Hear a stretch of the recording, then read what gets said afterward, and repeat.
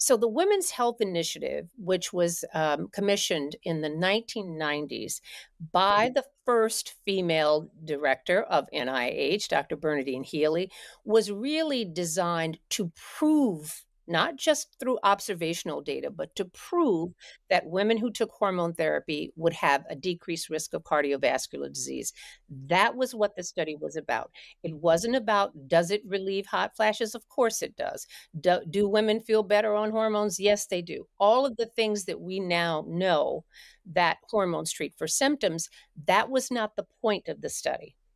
So when they created the study, they said, well, women don't really get heart disease until about 10 years after menopause. So really more in their 60s, more what not so much in your 50s.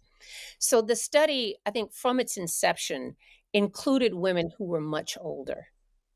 They were so the average age of women entering this study was 63, but you could be anywhere from 50 to 79 and still be in this study. And it doesn't take a rocket scientist to figure out, well, if you're going to do a study to prevent something, perhaps you should give it to women before they have it. So that the study population was in no way really indicative of who got prescribed hormones early on. We gave it to women at menopause when they were symptomatic. So the patients were too old, one. So they didn't see the benefit in the decrease in heart disease. But then that wasn't even the killer. I think the real killer was when it said, when the study reported that there was a slightly increased risk of breast cancer. Hotly debated even at the time, but that sort of conversation really got drowned out because the amount of, the increase in the risk of breast cancer was actually quite small. If you look at it, you say, "Well, how" okay, 26% sounds like a lot, but when you look at it in terms of absolute numbers, if you look at women who don't take hormones, about 30 per 10,000 women per year will be diagnosed with breast cancer.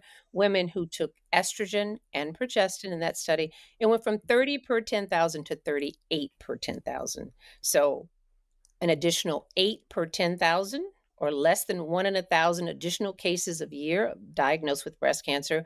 But here's the part that never really got communicated, and that is there was no difference in the mortality. So if you got breast cancer, whether you were on hormones or you weren't on hormones, it's not as if you got a worse cancer or you were more likely to die of it. Quite the contrary. And so that was the beginning of the end. When you say breast cancer to women, and that's the good news and bad news because we have heightened awareness so much. That is our number one fear, not heart disease. And so that was the undoing. So, that Women's Health Initiative, when women say now, "Oh my goodness, my doctor tells me I can't take hormones because I'm at high risk for breast cancer or because my mother had breast cancer," know that that is really not factually based. Because the other piece of this story, and I think it's really important to know, is that there were two arms of this study, the Women's Health Initiative. There was the part where the women who had an intact uterus, so they had to take estrogen and progestin. Remember, I told you you can't just take estrogen by itself if you have a uterus. But there were also women who had had hysterectomies. So if you had a hysterectomy, you don't have to take the progestin, right? Well, that arm of the study was allowed to continue for another 2 years, even after they had a hold the presses moment and stopped the first arm of the study. And guess what we have found subsequently in the women who took estrogen only? Not only do they have a 22% decrease in the incidence of breast cancer, but there's a 40% decrease in the risk of dying from breast cancer. Mm, Now, interesting. did anybody did you hear anything about that? No, Of no, course not not, at all. Yeah. because I think that it came out 2 years later because the study was allowed to continue for another 2 years in that arm, and all of the negative findings stuck like glue, and here we are 22 years still trying to walk that back. So, I think that the biggest fear that women have about hormone therapy is really the fear of breast cancer. And if you can allay that fear and really explain to women why that is unfounded, then you're at least starting to make some headway there. But you see what happens in doctors' offices. See, we have 2 problems. One, doctors who, weren't trained in the pre-era and have come up in the era where they too think it causes, breast cancer. But you've got doctors telling patients that they can't or shouldn't, which is problematic. In addition, so the patients people didn't come to this on their own. They didn't just make it up. The New York Times told them, Good Morning America told them. Everyone told them that there's this link between breast cancer and hormone therapy, and it is not.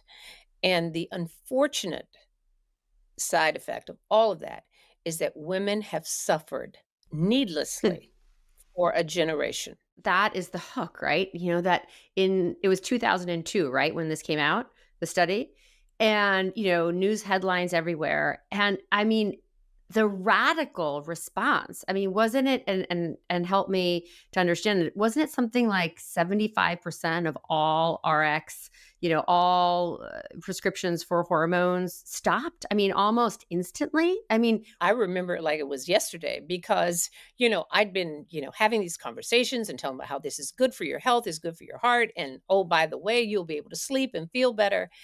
And in one day, they had that press conference, and our phone lines were flooded with women who were horrified and said, "Oh my God, doctor, you told me this and you said it was but you're going to give me breast cancer." It went, to give you an idea of, before the Women's Health Initiative, about 38% of women took hormone therapy. After the Women's Health Initiative came out and all of this data came out, it plummeted to less than 5%. And there it has basically stood in the 5 to 6% range for these 22 years. Now, what happened to those other women? Were they still symptomatic? Absolutely. But they felt as if this was not a viable option for them to treat the symptoms that they had, and that's the bad news. yeah, I was And one of Dr. those. Malone, Yeah. well, I mean, I've been there, with these women who have just suffered, right? Like they have turned into shadow versions of themselves, right? And they chalk it up to getting old. They're like, well, this is just the way I guess it has to be. I guess I'm just getting old. I can't think, I can't feel, I have no libido, I'm gaining weight. And it is just a criminal, it's my mom's generation, right? They did not do hormones, and you're seeing one disease after another. And when we look at labs in the exam room, you can track between 50 and 60, those cholesterol markers are going up, the A1Cs are going up, all of these metabolic markers are climbing. So no surprise that heart disease is presenting itself when you hit 60 or so. So I mean, I think the shame and sort of the feeling of disempowerment that's been spread across the last 22 years, like you're saying, we're still undoing it. But to this day, women are fearful of hormones. What would you say to those women that are saying, I'm scared of hormones? My mom had breast cancer. My grandmother had breast cancer. My aunt had breast cancer. What would you say to those women who are listening today? You know what I think would be very helpful for them to do? And for those who are inclined, there's an excellent book, Estrogen Matters by Dr. Avram Blooming. And he really sort of debunks, and this is an oncologist. This is a man who has, for 50 years been treating women with hormones, with breast cancer. And once you sort of see it laid out in black and white, and he really explains really fully about where the data went wrong, how a lot of the conclusions that were made were really, even then, were problematic. And here's the thing: people uh, were really arguing about this in academic circles since 2002. It's not like we just discovered this. No, it has been a conversation, but it never broke through.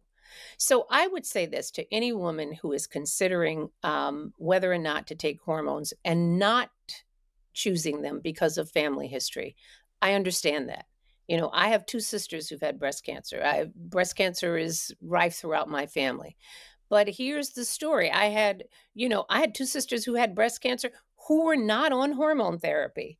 The biggest risk factor that any woman has for developing breast cancer, and this is aside from the less than 2% who actually do have who are genetic carriers, but the average woman who is whether or not you're going to get breast cancer really depends upon a lot of things: lifestyle, diet, Mhm. alcohol use, Weight. lack of exercise. Exactly. Mhm. These things are far more important in whether or not you will develop breast cancer than whether or not you take hormones.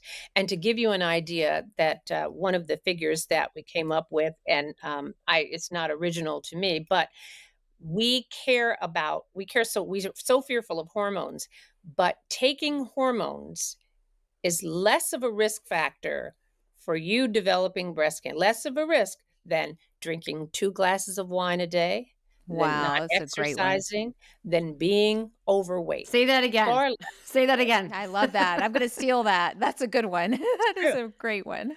So So, so it requires some perspective, but no one's Yeah. saying, "Oh my god." Well, then now they are. Do you see the study that came out recently that said that alcohol is now they're considering labeling alcohol at, like, 10 major cancers increase with the use of alcohol.